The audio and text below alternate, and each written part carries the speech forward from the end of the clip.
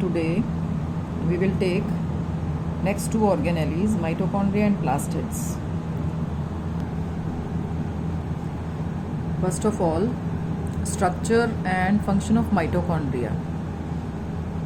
Mitochondria are found in all eukaryotes except RBC. RBC, every time I am telling you, all the organelles, they are absent in RBC because they will have to carry maximum oxygen.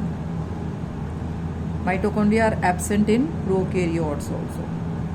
They are the largest organelles, and if you remember, the smallest organelle is ribosome. Now, structure of mitochondria. They are sausage shaped. As you can see the diagram, this is sausage shape, spherical, oval. So these are all related shapes. Maybe cylindrical. So organism to organism, the shapes may vary. As you can see in this diagram, under ordinary microscope, the structure of mitochondria we can see like this. Means we cannot see the detailed structure under the ordinary microscope. If we want to detail structure, we want to observe the detailed structure, we will have to see it under the electron microscope. This is how the mitochondria looks like under the electron microscope. This is the outermost membrane, because each mitochondria is bounded by double membrane. So this is outer membrane, inner membrane. Outer membrane is smooth and freely permeable, means all the substances they can go in and out.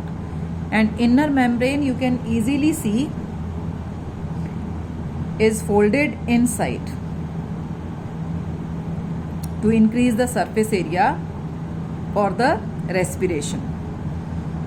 The outer membrane is smooth, freely permeable, but inner membrane is folded to increase the surface area for maximum energy production in the form of ATP.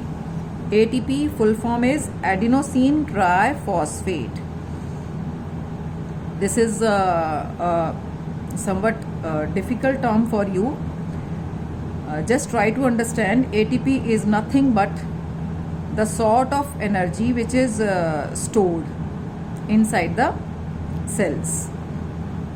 These inner folds are called, these inner folds of the inner membrane, they are called cristae. As you can see the diagram, cristae. And cristae, these inner folds or the cristae, they are the site for respiration. Respiration, if you remember what is respiration, oxidation of the complex food into simpler one, or breakdown of food into simpler one. And when the complex food is broken down into simpler one, lot of energy is released, and that energy is stored here in the form of ATP. So ATP is nothing but the stored energy. So mitochondria contains a dense fluid called matrix. This shading, you can, blue colored shading, you can easily see. This is nothing but the matrix shaded portion, and matrix is nothing but the same thing as the cytoplasm present in the cell. The matrix contains respiratory enzymes, lipids nothing, fats, oils, उन्हीं को हम lipids बोल देते हैं, ribosomes, DNA, etc. Ribosome, you must be knowing, they help in protein synthesis, and DNA, if you remember, each and every cell of our body contains DNA. But this is what we are going to read. Mitochondria is a organelle of the cell. Even then, this organelle contains its own DNA. This is the only organelle in the cell which contains its own DNA. DNA जिस भी organelle में है, it means that organelle can replicate itself, duplicate itself, अपने ही जैसा और बना सकती है. अपना DNA means. Now we have studied the structure. On the basis of all this, we will do the functions. First of all, mitochondria are the main seat of cell respiration.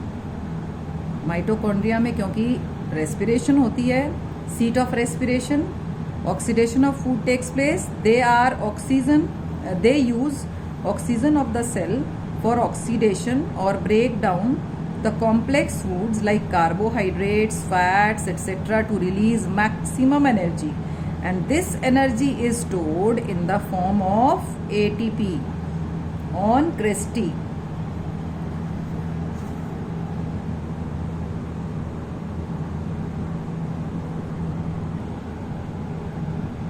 As energy stored in the form of ATP, ATP is known as energy currency. Second function है, as mitochondria is involved in cellular respiration, it is known as powerhouse or storage batteries. As all kind of activities of the cell and the body, they utilize the stored energy, and that energy is produced in the mitochondria. That is why it is known as powerhouse or storage batteries. Last function, mitochondria are capable of self-duplication. As I had told you, self-duplication or replication means exact copy of itself, अपने ही जैसा और बनाना. As they have their own DNA and ribosomes, so they can synthesize their own proteins. Hence, mitochondria are known as semi-autonomous organelles. Semi-autonomous means sort of independent organelles, because इनका अपना DNA है, अपने ribosomes हैं, तो they can replicate themselves as well as they can synthesize their proteins. That is why they are semi-autonomous organelles. Next organelle, we are taking plastids. Plastids are absent in animal cells. This is basically plant organelle. Plastids are double membrane bound organelles. Just you have studied mitochondria, and they are found in plant cells only but absent in animal cells. Structure of plastids, they may be spherical or oval, vary from plant to plant.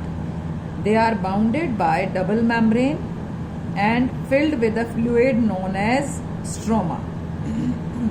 As you can see in the diagram, double membrane, easily you can see two membranes, outer membrane and inner membrane, and the fluid filled inside it.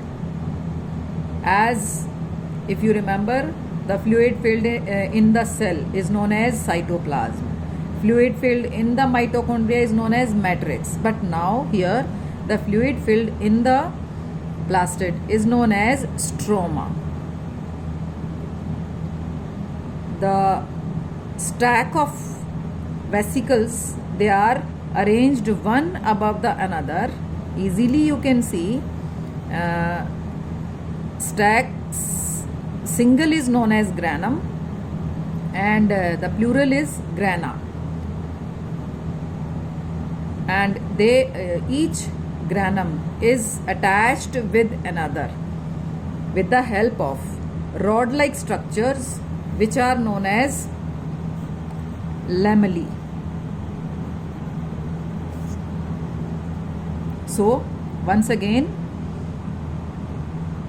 bundle of sac like structures placed one above the another, arranged one above the another, and the single bundle is known as granum and plural is grana, and each granum is connected with each other with the help of rod like structures known as lamellae.